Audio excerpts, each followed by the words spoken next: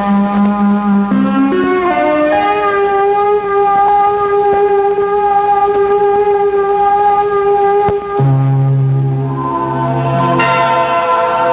we think of space, we naturally think of the stars, solar systems, galaxy, the distant reaches of the universe. But space has another dimension to explore, not outward, but inward, into all the basic elements of everything there is on our planet.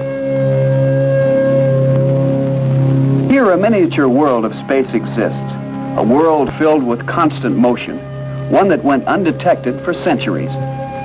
The world of the atom.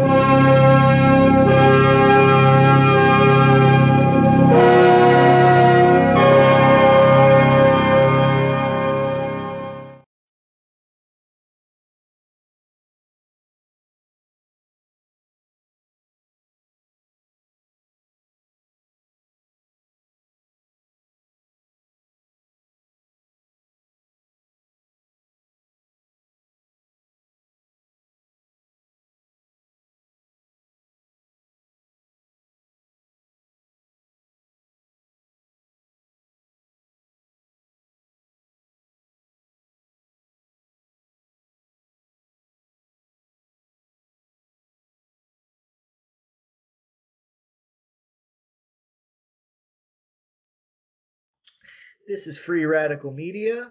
We're here with John Cale of CosmicGnostic.com and Red Ice Creations, specializing in digital media, graphic design, film editing, illustration, and a general digital renaissance man. Welcome, John. Hey, welcome. Thanks for having me with you guys. It's a pleasure to be here. So you say digital renaissance man. How did you get started in this whole thing? I saw that you got quite the list here of different digital endeavors. How did you get involved with this? Well, it's a sort of a journey that started with me when I was really young. I would say by the time I was about 13 years old. I'm 37 now. And when I was young, I was getting into basically politics, the world. I was really interested, even at that age, to seek truth and understand things. And so I got into punk rock and DIY and making things yourself. So I would say it really actually started when I wanted to make prints. Getting into screen printing and then getting into Xeroxing and making fanzines, and because at the time the whole punk scene was like, it was really kind of like a tool. It was the internet of the time, a way for reaching out to the youth about serious subjects that were going on in the world. And so I kind of just grew up around these bands and got involved with like all these sort of things by producing vinyl records and on with that. And so by the time 1994 came around, was when I first got my computer. And so from there, it was kind of like, see, I'm a general artist where I put art into pretty much everything that I touch. I've always just kind of been that way, even if it's like food. I like to get creative with it and turn it into something, much more special than it originally was intended for. Right. But so like when I got on that computer in '94, that's just kind of like was the start of really trying to explore even further the endless possibilities of creations that the human mind can do. And so I guess like that's kind of where the beginnings of this sort of turning the gears into this came from. It started then. Right. And then like just over the years, I got more and more into it. As an artist, I discovered that like, I need a job in this world to survive, and so that's when I started getting into like commercial graphics and graphic design, and so I kind of went in the way of in the traditional sense where you go to college, you get a degree and these sort of things. And so, and I even started getting into the corporate world, and then But there's a lot to say in all of this. But when I say things like digital media renaissance, whatever, I just feel that like to this day, right now, like we are in a very special time where we have the endless possibilities to be able to create. And so what this is going to do, what it's already doing, it's already unleashed into the world, is a new renaissance. Like the old renaissance, it changed the world, and this new renaissance is changing the world too. Right. But it's not a with these things, they always come with a great struggle, and so we're like smack in the middle of it. And will it become a beautiful painting at the end of this, or will it be a nightmare? That's really Right. Yeah. really the question. I find it pretty interesting. Like you were talking about this movement from like the punk rock scene. So I was involved in the punk scene locally as well, And I've heard that story before, like taking that artistic do-it-yourself ethic and applying it to, what's going on now, especially when it comes to like people on the internet, Mm-hmm. But it seems like coming through that particular like artistic do-it-yourself thing has just lent itself to people being creative using technology now.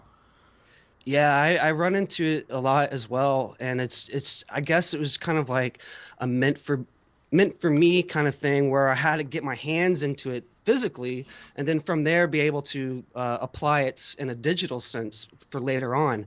And that's why like I kind of think that like new artists that are coming into the world now, they're not being taught like how to draw, how to really hold a pencil or a paintbrush. So I kind of fear people losing that sort of hands-on approach to things, because that era of my life is very influential to where I am now. I mean, it's allowed me to think outside the box, which is important. I mean, you can't really be out there in the world if you're going to be doing the same things that everybody else is doing. So you have to kind of think beyond what's accepted. And so, that little rebellious part of me kind of was an aspect of this too, where I don't like being stuck in a box. I like to break out of it and just be and free, Sure, absolutely. Yeah, it's really funny, man, because you're actually almost verbatim reiterating what we were just talking about prior to the show, about how, education is almost to the point where, or formal education for that matter, is almost reaching the point in this little quote unquote renaissance we're going through where it's almost becoming obsolete, where the better form of education is just doing it and just getting your hands dirty and learning in your own unique way, as opposed to having some sort of professor or authority figure tell you how or what to learn. It's pretty interesting. Yeah, well, I mean, schools for me, like I've always hated them. When I was in high school, I was that kid that wouldn't stand for the Pledge of Allegiance because I just didn't like being forced to do anything. And so I just so I come from that kind of rebellious idea, and it's a part of this. There's it's really special. And so what I see actually is I got a formal education, not because of me thinking that I was going to learn anything, but because of that powerful piece of paper that says you can do something when you go, but actually, like, I didn't really see. There's two ways on this that I thought about, because when I went to college, I just lucked out and had one professor he was basically an anarchist professor that like was all about out of the box thinking. And I took every single class of his because he was not like a typical professor at all. He was a true artist, and he's still out there, and he's amazing. He's not a professor anymore, but like, so I did gain some good insights and skills, were taught. But really the true passion of all this, started by just doing it myself, educating myself. And you're right, like nowadays, all you have to do is think about what you want to create, ask the internet, and somebody out there has done it or something close to it, and you can compare to it, and you can teach yourself through tutorials. I mean, I kind of like regret some of my path because I got stuck working at a corporation for like 6 years, and it was just a nightmare, you know. It was a nightmare as far as creativity goes. And so now I'm like, I've not been in that environment for over a year now, and it's just kind of like the art is just flowing, you know. Yeah, and that's fantastic. You know, we talk a lot about, you know, these decentralized networks on the show, right? And like you were saying, you know, you could just ask the internet, right? There's this whole ready-made community out there. You know, I mean, what do you think about like just this web of decentralized like information sharing? Like, well, where is it now and where is it going? Well, for one, the powers that be, they want to shut it down and they want to control it because the internet is probably a really good example of anarchism, where it works. Sure, yeah. And it is a place where people can, it's completely free, and you can go anywhere you want by choice. It isn't somewhere that you're forced to look at this or that or anything, and that scares the crap out of them. So I see this sort of battle where like you know, people they're awakening, you know, they're gaining new knowledge and insights about their world. But there's also people out there that are truly scared of that human potential when the human being is ultimately free, you know? And so it's interesting to see this happen. Even like I was thinking about prior to the show, the origins of the internet, you know, it's a military DARPA experiment, and it's been unleashed onto the world. So I'm trying to think, you know, was this for good intentions or was it for bad? I'm still kind of like, I don't know. But what I gain from it is like, what the biggest thing that I try to do is just follow my heart. And my heart will tell me if something's good or bad in this, you know? Well, certainly, you know, like any tool, it could be used for good or bad, you know? Yeah. Like, for example, we were talking a little bit about how like social media platforms were used like during the Arab Spring, especially in Egypt, right, to help activists coordinate. You know, it was kind of like instrumental in a lot of those Arab Spring protests, you know, to create activist networks as a form of communication. Now, obviously, you know, the Egyptian government brought all their, you know, internet connections down when they realized this. But like, what do you think about uses like that, like creative uses of these platforms, you know, for positive change? Well, it's kind of like I have a love-hate relationship with it. I can see it being, just like as you said, it's a tool that can be used for very good things. Like, for instance, like connecting with you guys. Like I'm talking to you guys now, you know, or I could talk to anybody around the world and meet just the greatest minds that are out there. And it is a great thing for connecting people in that way. But I also see how like governments tend to like to abuse these things against people. For instance, you brought up the Arab Spring thing, you know, in one sense, like it's great that when people are, you know, they're sick and tired of oppressive governments, they want, you know, a real life change in these things. But, you know, every single time when I look into these so-called revolutions and stuff, they're always antagonized and started by these very governments. Like, for instance, I don't know, there's this guy on TV now named Ronan Farrow. Have you heard of him? I've heard of that guy, yeah. Yeah. Well, he's a young guy, and he was just on Stephen Colbert's show on Comedy Central, whatever. But he openly admits that he was one of the fundamental people in the U.S. government that started the uprisings up in Egypt. So what I try to think about is like, you know, what is the true purpose behind all that?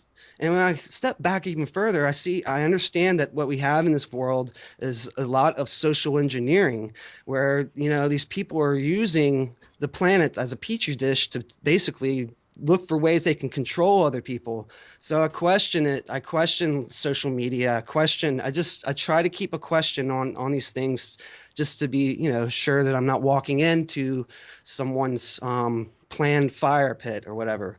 Yeah. So it's interesting because, like for instance, Turkey, the country Turkey, they just shut down Facebook and YouTube and a couple other things, I think. And it's because their members of their government were recorded, and it was leaked that they were trying to create a false flag operation in their own country, and it got out. And as soon as it got out, they shut everything down. And so like it's yin yang. I think that like for instance, we have to engage in these things. Have to be a part of these things like social media. It's kind of like it's like Google, using Google, for instance. Sure. It could be all good for you, or it could be used against you, kind of thing. So I don't know. I'm still weighing it out. Yeah, it definitely seems to be a very polarizing potential. Like you said earlier, we have the potential to enter into a renaissance that far exceeds our imagination capacity, or we can literally enter into a totalitarian nightmare, and it's really hard to tell which way it's going to go. And it's almost like we're entering into the age where it could go either way overnight, and that's what's so scary. I mean, when you look at something like Bitcoin and the whole Mt. Gox issue that went down, I mean, from my perspective, that definitely seemed like something that the elites were involved with to bring down a decentralized currency. I mean, that was my logical conclusion on that. I was suspicious of it. Yeah. Well, see, like even before the creation of the Federal Reserve, there have been people that have tried to create an alternative currency in the U.S. Thomas Edison, I believe, he tried to create his own currency. And so, like, the Federal Reserve and these centralized banks, they've always been trying to, like, stave off their competition because they don't want any competition at all. And so, the ideas behind Bitcoin are pretty awesome, but at the same time, of course, it was going to be attacked, and run through the ringer, basically, and demonized. And I mean, but the good thing is that at least people are talking about the problems of the Federal Reserve. Hopefully, maybe down the road, we can, conceptualize a real, true way of free trading amongst each other, but yeah, that whole Bitcoin thing, that's interesting. I was interested in it for a little while there, and then I popped out of it because I was like, I feel something really bad about this, So, Right. I mean, I saw that bubble, and it's just like, it's just who knows where that's going to go. But yeah, the currency thing, that's a part of this too. The economy, a lot of these people are actually in the business of destroying economies and people's lives. I see that as a rising trend in all this. Like, there are people out there that are making millions off of like these kind of things, Sure. Yeah. Yeah, absolutely. I mean, Wall Street, for instance. Yeah, I mean, you've got vulture capitalism, I mean, and they try to make a buck off everything, right? Including they buy up debt in the third world, for example. You've got the IMF, the WTO, doing international level capitalist, these vulture deals, But then you have just even like going back to the internet, you have the monetization and capitalization of the internet, right? So they try to financially control your access to the internet. They hit you with advertisements constantly. They're keeping all your metadata, so they can better target advertisement at you while you're on the net. So you've got this huge corporate influence, not only in every aspect of our lives outside of the internet, but also, whenever you sign on to the internet, you've got corporate influence. Oh, yeah. It's even getting worse. Like when I first got on the internet in the mid 90s, we had this complaint about pop-ups and ads all over the place. It was, you were basically in a video game trying to shoot off all the pop-ups that were, coming about. Right. Yeah. And nowadays, like when I'm seeing this return, and it's like all this trickery to get you to click on this link or that link, and it's like so all of that has come full-fledged back. And also, I mean, I'm seeing a lot of disinformation being put out there. People are like, they're trying to seek truth and everything, but they're bringing up like old articles that are like 10 years old, and they're expressing their, emotions behind it, that it's happening right here and now, when people aren't really like researching as much as they should be. So I see this kind of like this change that's slowly being, it's trying to take us back to America Online days.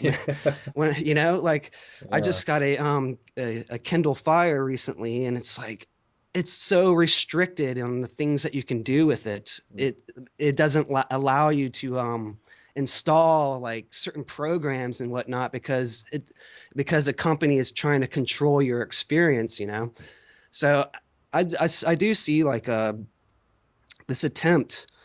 I mean, even with like computers themselves, they like, instead of desktops, we have all-in-ones computers where it's just all in one screen. Yeah. And so they're taking out the power for people to be able to create their own programs and these things, which is going to like kill open source programs and stuff, So like, I encourage people that are like into like, positive creations for the computer to like try to develop a computer that goes beyond these new computers, Right. Yeah. And I think that is the issue. I think it's that I think as a collective, we need to shift away from consuming media to creating it. I think that's the fundamental difference we need to see. And I think that goes a hell of a lot deeper than the internet. I mean, I don't know if that's a nature versus nurture thing, if we're just so enculturated in the education system and through consumerism that we automatically feel that we need to just sort of make ourselves docile by watching a bunch of pointless YouTube videos. I'm certainly not like that. I know my co-hosts are, and judging from what you've just said, you're not like that either. But it definitely seems like we are the vast minority in this whole thing. And I think that's the trick, is to show people that we are empowered. They can put their perspective and their own individual imprint on the internet. And it's pretty fairly easy to do. Yeah, I agree with you on that. It's people they're just the world is full of good people, and the powers that be take advantage of that. And it's even like, even through the schooling, the way we are raised in this world, the way people even are conditioned to think about their world. But what I think is that this minority is growing at a very rapid rate. I call it a virus of its own. Yeah. Basically spreading around the world. And what is that virus? It is truth. It is knowledge, and people want that in their hearts and minds. And so the new media, which people call it alternative media, no, it may be an alternative at this point, but it really is actually new media. It is the future, and the old dinosaur dying media is going away, Right. And so like there's just a lot of turmoil and interchanging in there, and so what I see is like there's actual people that are paid to go and muddy the waters to make things confusing for people. And what people need to just do is just like you said, realize, for one, that you're a very powerful being, like each and every individual on this planet is like so powerful, with your voice and the abilities to create good things. And they want to hamper that down, they want to keep people in fear. and scare people all the time. They want to scare people to death to where they won't even like go say hello to their own neighbors, and so this creates an isolation thing where like you're almost like strapped in your room with these devices all around you, never really like engaging in nature and the natural world that's still out there. So it's I what I hope is that that people will while they are looking into these technologies, that don't forget about what's out there, the earth. Yeah, John, I absolutely agree with you. That whole last statement. I mean, really, uh, I think our society as a whole experiences this alienation and isolation just because of this constant consumerist mindset. You know, so we are kept like in fear. We are kept in our homes. We're tied to these devices. We have to buy these devices, right? We forget that right outside, in nature, there's this big, beautiful network of living things that functions perfectly fine without any kind of authority figure, without any kind of fear. Um, And the there's examples right technology there. there. Yeah. There's great technology there that's not even been tapped into. Oh, absolutely. I mean, Yeah. if you look at a mycelial network, it resembles the internet almost identically. Yeah. I mean, Yeah. in some ways, the internet is an extension of nature, and it's in nature's nature to create. Right. That's why we're here. I mean, at least I believe is to create, is to put out culture instead of consuming it. Which brings me to the question, going back. You obviously have some sort of roots in esotericism, Gnosticism. Was that whole awakening or that whole interest, did that sort of coincide with your interest in the internet, or did that happen sort of on a separate trajectory? Well, I would say it was very crucial of helping me wake up to everything that's around me. For me, well, really, it was 9/11 that was just like kind of really got me going. Yeah. It just, I mean, and everybody says that. A lot of people say that, and at first, I thought I just had this really strange feeling in my gut about it. And then so a couple years after, I find myself just kind of researching and looking around the internet, and I'm like discovering these people that are looking at things in a deeper perspective. William Henry, Goro Adachi. There's just countless names of people that are out there. Michael Tessarion. All these people were like creating videos that were pointing out basically the ancient esoteric symbolism that's being used in corporate logos. And so, like I started looking, and at this time, I'm working in a corporate office, working with these logos. So, like, as I'm working with them, I'm looking at what the deeper meanings of these things are. And it's just kind of like, it's jaw dropping when you realize how they are being used on people. And, but it's, so yeah, I kind of like started there. I've kind of have a history of I've always been interested in the occult in general, not joining the occult, but just kind of like understanding it. There's a science behind it. It is science to me in a way, but I don't, I'm not like this or that. I don't put a label on myself. I kind of like just to be constantly trying to, understand things because I don't know anything. I don't, even though I seek all these things, I still feel like I don't know anything. And, so yeah, I'm working, I'm looking at, the esoteric aspects of logos. I'm looking at, what the military is, the occultic overtones of all the militaries around the world and how they all use the same exact symbols on their uniforms. And so, all these things kind of bring questions and more questions, and I'll just like seek and try to find out answers. But I don't just rely on the internet for these things. I literally have to go outside and look around in my reality.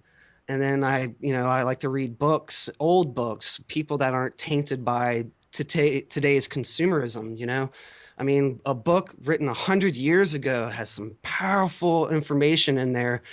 And Sure. so yeah, it's just like, this whole seeking thing, it's just endless. It's not just in one area for me. It's all over. Right, right. And I sort of think that, the whole esotericism, I mean, at least in my life, plays a direct role in using the internet as a way to express my perspective on reality instead of adopting someone else's perspective. And I think I could definitely, relate that directly back to the whole magical, quote unquote, occult type thinking where, that's the highest objective. Yeah. Well, I mean, it's the spiritual aspect of all this. It kind of came hand in hand with me, because like earlier on, back in like 2000, 2001, around in that time, for a couple years, I was creating electronic music. I was touring the U.S. and I was getting really into electronics and trying to use them in a way to really just make some music that had never been made before. And then but then what came along with that is a spiritual kind of journey that started for me.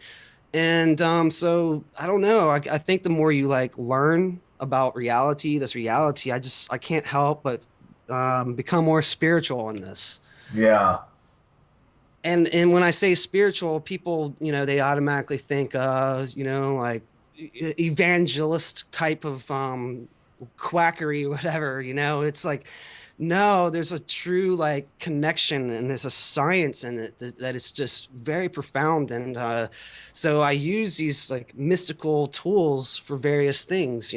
I mean, my intention is always positive, but it's, sometimes we make mistakes in this too. And, so I have to be one to admit that, I've made mistakes along the way, not realizing the true power that's behind these things. I mean, even speaking, what you say, that itself is a powerful tool, and you have to be careful. Yeah, absolutely. Sure. Yeah. I mean, the potential for error is very great. The potential for creation is great, but yeah, the potential for error is extremely prevalent. And like you said, things that'll go viral on the internet or on Facebook or whatever that are based on totally false stories or blatantly, propaganda campaigns, and having all these people following along for it and totally falling for it is scary. One of the perfect examples of this thing being used in a very negative light. Yeah. The propaganda is thick. Sure. It's everywhere. I mean, and that actually connects back to what you were saying. I mean, Grant Morrison, it's a graphic artist, wrote an article in one of Disinfo's books, Book of Lies, I believe. He talks about sigils, right? Mm-hmm. And he's talking about corporate logos as being, these sigils, right? Because I mean, they beat you with it all the time. It's in your consciousness. Like McDonald's golden arches, for example. That's like this mm-hmm. symbol that's instantly recognizable all around the world and in the public consciousness, right? So you've got this, it is a very, strong propaganda tool, and it goes into psychology and ancient symbology, but it's definitely strange. Well, the dollar sign itself is probably one of the most powerful symbols that are out there in everybody's face. And subconsciously, people think that, if the origins of that symbol, or at least one of them, I don't know if it's the ultimate origin, but, that symbol, which is a serpent on a pole or a cross, and that comes from, biblical scriptures of when Moses basically healed the sick by saying anybody that looks at this brazen serpent on this pole is going to be instantly healed. And so now we have this symbol that's everywhere out there that's representing money, which is like this, it's it's destructive, and it's people, they're being controlled by it every single day. Right. And people just walk by it. They don't even have to think about it. Like the way our minds work is that you don't even have to even think about it. It can just flash right there, and it's already in your mind. And so these kind of tricks are everywhere. They actually teach them in schools. They call it, instead of propaganda, it's public relations. Yeah. And, Yeah. well, I mean, for a while there, propaganda was, used. And then by the time the 40s were done, they realized that they can't call it propaganda anymore. They have to change the term. And so that's, now that it's still around, that's all it is. It's propaganda. Yeah, that's a neat little trick that people do too. You just change the name of something, Instead of high fructose corn syrup, now it's corn sugar, right? Yeah. You just rebrand it is what the advertising term is, and Yep. Exactly. It's funny because you were saying how these people use these esoteric symbols, and it sort of has an effect on people subconsciously, and it's that was actually the exact creative methodology we had when we were creating our free radical media symbol with the I Ching and the Kabbalah symbol in the middle. Of course, not using it in a negative way. Using it for the highest good of all. With that intention in mind. But yeah, I agree. These symbols have a very profound effect on the subconscious of people without them even having any knowledge or any background information on it. It does have a very profound influence. Yeah. And I mean, you look at the computer code in general is all symbol. I mean, the internet or computers in and of itself is a direct way of manipulating symbology to have an effect. So I mean, even in that respect, it's interesting. Well, I mean, it gives you what it puts in. The question that goes on in my mind is, are we in some kind of computer itself? Yeah. I mean, is this reality some kind of organic computer? And I mean, the thought process behind that can go endless, really, and. But it just puts to question basically we're biological androids, because all the functions of our body has purpose within every aspect of it.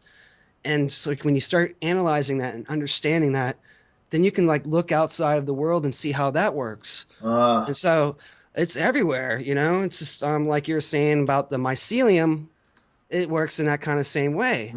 So what I'm wondering though is if you look at way science is now, they call it chemistry. Excuse me. They call it chemistry, but before it was alchemy and or alchemistry. And so I've been wondering about this. I was like, wow, they took out out of chemistry, and I'm like, who is this Al guy? What is Al? And I understand that this is the grounding root to our nature on this planet. You could call it the creator or God or whatever. It's just like something that's just, to me, it's very important with all this life. And so whatever is out there, there's other force or something. It seems like it's stripping out some of the important stuff and just giving us what's left, which is without a heart, without any consciousness. And I mean, that's kind of where transhumanism kind of goes. It's just it's I'm not a Luddite. I'm a person that enjoys technology, but I'm just I just feel like sometimes we need to slow down a little bit and question if this is going to benefit us or if it's going to kill us. Yeah. I agree. I mean, we just had that conversation not long ago. Last week. Yeah. And actually, I'll pose the question that we were all discussing to you. Our consideration is that, all this technology and what's going on in the next 50 years in technology is promising, and there's great ideas there. There's interesting things. But do you think our society, as it is now, today, is prepared to handle those technologies? Are we, I don't want to say evolved enough, but mature enough as a society to handle those technologies? Well, I question if the people that are creating these things, if they are moral enough and intelligent enough to know what they're creating. I mean, they might be able to do some great things, but at the same time, you can be a really stupid person creating really, powerful new things. And so I don't, a lot of these people that are up at the tippy top of the pyramid who are like creating these sort of things, I question if they have the best ability for humanity in itself. Because for instance, if you go to 2045.com, it's a website that like all these transhumanists are all about, and they honestly want to reach by 2045 to have a human consciousness mind in the body of a hologram. Yeah. And to live forever in this reality. And I question, is that going to be good? And when I hear these people talk about this desire, the way that we get there is to basically kill off 90% of the planet. And so I'm like, that is really sick, that I don't believe in eugenics. And that's all this is a new form of eugenics. But at the same time, like, I'm like, all these things, we have all this technology that's already here, and we're not being allowed to use it, such as free energy technology. We've had free energy technology for like 100 years, and at least, and it's not being given to us. And so I think that human beings, they deserve it. They deserve the medicines, the true healing medicines, and not what big pharma gives, And I agree. So I see I see how technology is amazing. That's good. There's so many different ways, and I do think that human beings can handle it. But the problem is at the same time, we're being bombarded in a weaponry kind of way. We're being controlled by all this, and it's so it's interesting to see where this is going to go. Yeah, Right. it definitely seems that this is like you were saying, an alchemical riddle. I don't think it's a one or the other thing. I don't think it's either technology or nature thing. I think that's looking at it from a short-sighted perspective. I think, using the language of alchemy, it's, what they strove for was a coincidentia oppositorum, which is a union of the opposites. So it's like we need to unify technology with nature. Now, how exactly we go about doing that, I don't know. But I think that's what we need to start focusing on, no doubt. That should at least be the conversation, right? I mean, that should at least be the conversation we're having instead of conversations, that are just leading us down a negative path. Yeah. Yeah, I mean, how do we well, I mean, I think that's kind of like a general theme of struggle in any kind of evolutionary state of being of any kind of creature on this planet, that it struggles to get to the next point. And so I sort of see its purpose in all this. I see how even though that dark aspect is there, it is also sort of nudger. It is getting people to kind of be nudged towards the light aspect of things, where now you have GMOs are all over the planet, but people are waking up that these things are not good for people, and so people are starting to learn how to grow their own crops and try to get out of that system. Right. And so I see it's a new system being emerged out of that. And it's like you said about education, the way that human beings have been educating their own people has become archaic. It doesn't work anymore. It serves a different purpose. And the new educating aspect of our reality is the internet, as long as you can think of it, you can learn it, kind of thing. Right. And so, yeah, I mean, I have conflicting ideas about all that. And I mean, sometimes, some days I'm just like, man, we're screwed. But then other days I'm like, oh man, we're in a really good place now, you know? I'd say that, I personally, I'm cautiously optimistic. Yeah. Like I constantly see setbacks, but at the same time, underneath everything, like in conversations like this, groups of people around the world, I see really inspiring, interesting things happening. Like you said, people, they're resisting against this GMO thing. They're growing their own crops again using permaculture techniques. You have activism.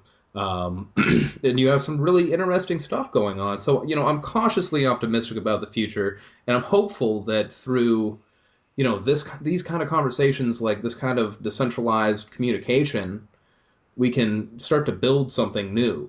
Mm-hmm. Well, something new is being built, and they call it the awakening, but it's really just the true potentiality of human beings. That's always been there. It's just that we're realizing it. Right. And I think what comes behind that is realizing how creative we all are. It doesn't have to be a painter. It can be a mechanic. He can invent like new ways of doing things that will benefit the human race instead of destroying it or destroying the local agriculture and stuff. And I mean, there's just so many possibilities. And so it's just like, of course, whenever great things are emerging, there's it's a part of that whole Newton's law of motion of to every action there is an equal and opposite reaction. Well, I mean, I guess things had to get bad enough to the point where human beings were like, I'm sick of this, I'm going to get out of this. And so what I see, yeah, sure, maybe we're a minority right now, but no, it's actually catching on and it's growing. But what I just hope that people out there will, try to think for themselves, and question. Yeah, the interpenetrating nature of this whole thing is pretty fascinating when you really stop and look at it. I mean, the extreme, as I was saying, expression of the yang, or this overly masculine way that our society's been sort of functioning the last, however far you want to go back, 2,000 some years or whatever. It's like, if that wasn't the case, would we have the internet right now? Would we be able to do this right now? I mean, like we said at the beginning, the internet was created as a military project, right? Mm-hmm. It was being created with a negative sort of intention in mind. So it's almost like we need to be the fauna that sort of grows on top of this hierarchy, and sort of eat away at it and use the structure of it to allow us to flourish. Yeah, it's just I mean, I think it's so much deeper of like what it ties in together, how it all works, because I look into ancient past, trying to find the origins of art, and like there's many different origins and reasons why art is out there and and in our societies throughout history. But one of the ways that it came about was through war, and creating weapons. And basically, like, I saw one theory where, like, there was these warring tribes, and in the times when and in these tribes, the men would go out to battle, and then the women in the tribes would be whittling away the spears and whatnot. And then when, like, there was times of being, I guess, bored, they started like doodling on their spears. And so in that regard, it kind of like, because they were creating these weapons, then it sparked a new kind of idea to create patterns and designs and, getting creative with what they're wearing and whatnot. And so, I mean, it's just, it's, I guess this is like the sort of like one of the biggest lessons about this reality that we're in, this three-dimensional reality. It does have this dualistic aspect of it, this yin yang aspect, and I don't believe that this is the only limiting reality that there is, because a lot of people out there, they'll start arguing with me that reality isn't just a dualistic thing, that there's like beyond that. And I agree. But like when dealing with this particular reality, like I do look at it in that dualistic kind of way. So it's just, all throughout history, it's fascinating to see how like, what grows in the way that it does. And it's fascinating to me because I don't understand it. Right. Well, often it can't be understood. A lot of things are spontaneous. Numerous points in history where you can't really trace the evolution of a single idea, especially when you get into antiquity. But that goes to show you that human beings are just naturally inquisitive. We're naturally spontaneous, and we're naturally creative. Yeah. And sorry to interject, but like we also have what's called free will. Sure. And the economy wants to determine that human beings are predictable. And so it's interesting to see how like some people believe that human beings can be very easily controlled. And so there's sort of like a underbelly kind of rebellion that's happening where the human race just does not want to be in a totalitarian reality. They want to break out of that. So what I just wonder is that, how that's going to be taken advantage of, and where that's going to lead the human race in the future, because the entire planet is on fire right now. And it's just, I just want to be around in 50 years to be able to tell the kids about this time and how we got through it. It's an interesting time to be alive, isn't it? Yeah. I'm not like a lot of people, like when I start talking about stuff, I go into the dark areas, but I'm not afraid kind of thing. It's good in all of it, I think. Things are being lifted up out of underneath the rugs. It's kind of being thrown all around, and it's when people face their shadows, that's when really good things happen, creative things. And I think that's what's happening.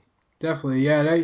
What you said earlier about being around to tell the next generation is something. I always look at the World War II generation. They're dying off more and more every day, and pretty soon they're all going to be gone. And you think of the massive devastation that happened in World War II, not just with the Holocaust, but the dropping of the nuclear bombs and the atomic bombs in Japan.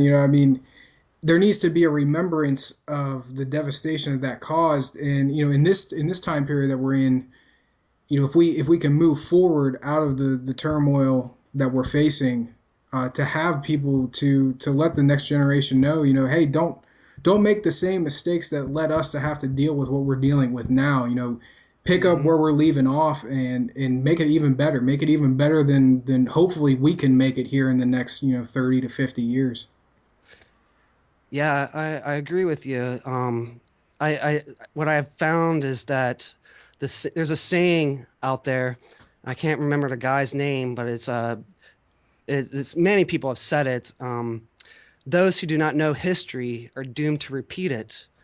And what I see is like what I've understood is that this thing that we call history has been rewritten over and over and over and changed. And like, so by the time that we are looking into things like World War II or whatever, like we're not getting a true perspective of that. And at the same time, like you said, like, these people are dying off, So what I hope in the future is that there's a better way of having a good record keeping system that tells it bluntly, the truth, even if it's a painful truth. Yeah. But like, man, the history is being rewritten. People are lied to all over this. And so I just hope that if we can do anything that's changed, is that we record this and document it by creating cool things like what you guys are doing, and all the other people are out there that are, like redicecreations.com, they've been doing some great work for years, and so it's like I see this idea that like people want to know true history and really what this reality is. And so the new media is kind of serving that purpose, I think. And so yeah, that's how I'll turn that back around into media and design and stuff. It's just it's profound to see this grow in a way, and this is the time for people to jump in there. This is kind of like the new way of claiming that land, of like saying, putting your stake in the ground and saying that that this is mine, and I'm going to like be a part of this, and then connect with like everybody around the world. And it's, I don't know, it's just it's full of I don't know, I'm going off, sorry. No, you're doing No, it. you're Keep doing going, fine. Yeah. It's like a non-biased, open-minded approach towards reality and towards the future, and looking at the problems and facing them head on, and admitting that there are problems. I think a lot of people have a hard time admitting when something they're doing isn't working right or it's wrong. There's a certain ego defense involved in that, and I think as more people realize that these old ways are not the best way of going about things, and having all these new things stemming up from those of us who have already recognized it and have humbled ourselves to say, hey, look, what we're doing might in 20 years might not be the best way to go about doing it, but at least we're trying to get the ball rolling and think of things outside the box and more open-minded and doing things in a different way than what's been done already. Yeah, I agree. Well, I mean, in my heart, I don't want to be alive years from now thinking I could have done something. Yeah, exactly. absolutely. Absolutely. I don't think that's what anybody wants, Yeah, that's why, tell people all the time, we've got to get involved, Yeah, however you can. every small bit works, or it helps, Mhm. like the smallest thing you could do, even like having a conversation with like an older person that doesn't even touch the computer, it's amazing like how people internally want to, they want to keep growing even though they're old or they're young. And so I think that like for one, when people become self-empowered and understanding that they're really good and that they have such great potentiality to do amazing things with their life. And if we can like think outside of the box, we can actually create these, a society that really does harmoniously work to where we can, spend our life focusing on creating beautiful pieces of art rather than having to expose bad guys, Right, But, sure. but like, I guess like for this time, it's just like, what I try to do is I try to balance even that out because like, in my journey, in my own personal life, like I've been doing this for over a decade, this field. It's, I was very scrutinized when I started Cosmic Gnostic, called crazy and all these things, and then, but years later, more and more people started thinking, maybe he's right about certain things, And so like, it kind of, you guys stick with your heart and just believe in it and you'll make it, Yeah, I mean, if you have good intentions and your heart's in the right place, there can't be any negativeness involved in just trying to be honest and trying to be open about what it is that you're doing, and having that humbleness to admit, when you do something wrong, to be like, yeah, no, I messed up, and I'm going to try to improve and do things better and help people and I think that we're seeing that resurgence a lot more, and I think that's a positive because all the people who are involved in this, they're all working together. It doesn't have that cutthroat mentality. Everybody's like, yeah, come on in. You got a new idea? Let's talk about it. It's not we're not trying to stifle the creativity with this new movement. Right, based on collaboration as opposed to competition. Exactly, yeah, collaborative efforts and an increase in creativity. That's really what we're aiming for.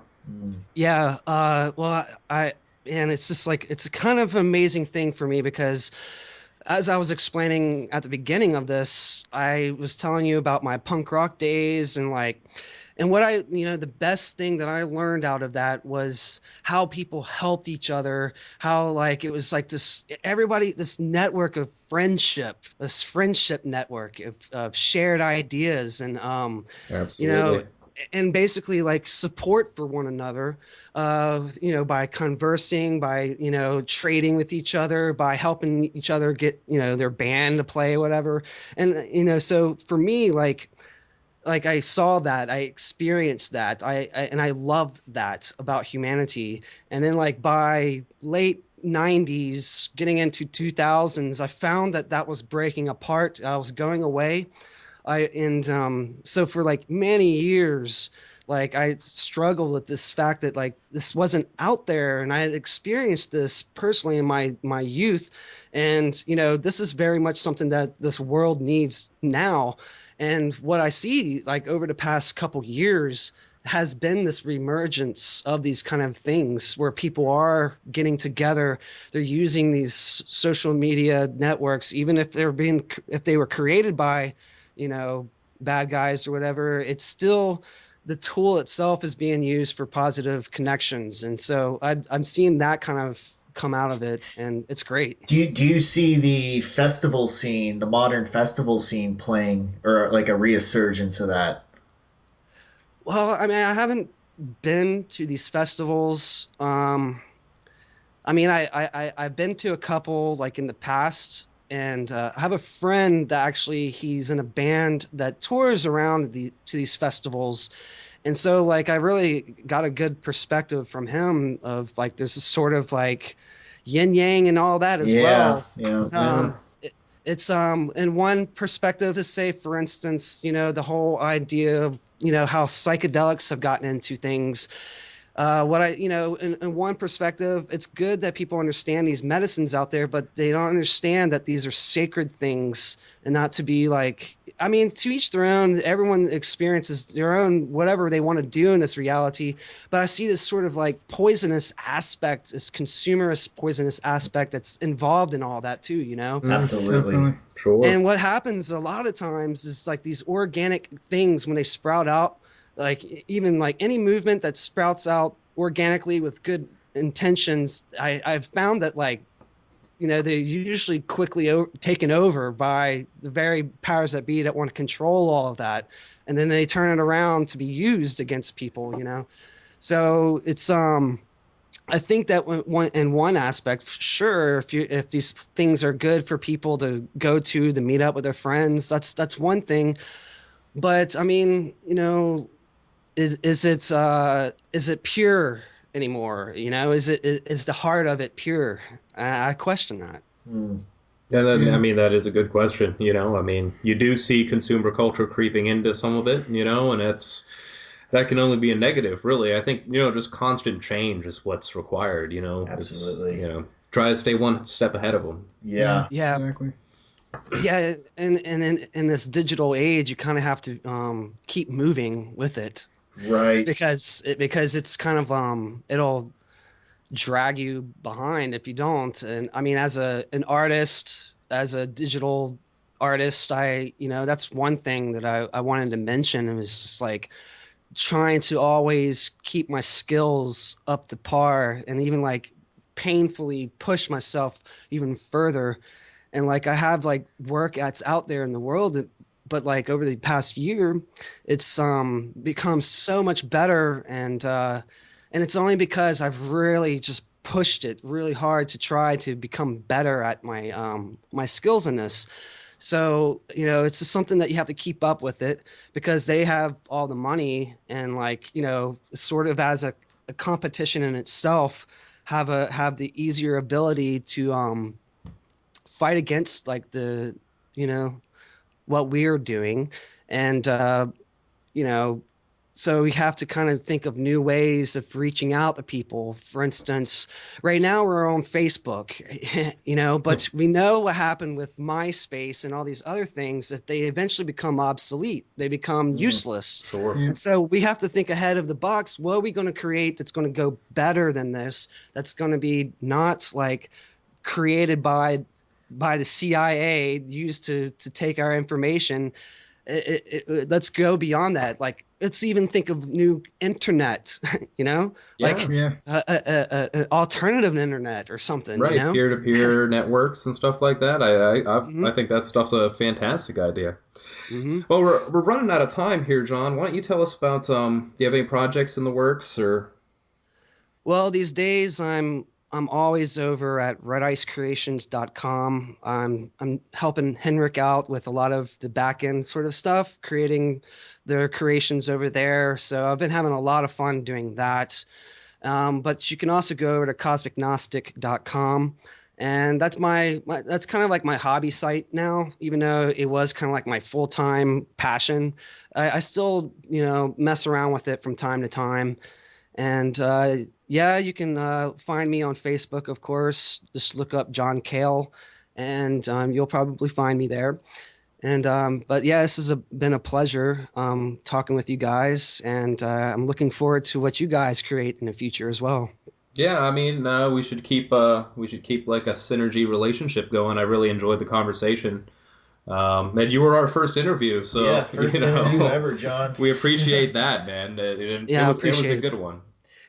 Yeah, this has been really good. I've had other interviews before, and I've interviewed other people, and it can go all over anywhere, So this has been very fluid, and it's been a great conversation. Thank Definitely. you. Yeah, man, it was great having you on, and we would love to talk to you again sometime, down the road if you would be interested in coming back on.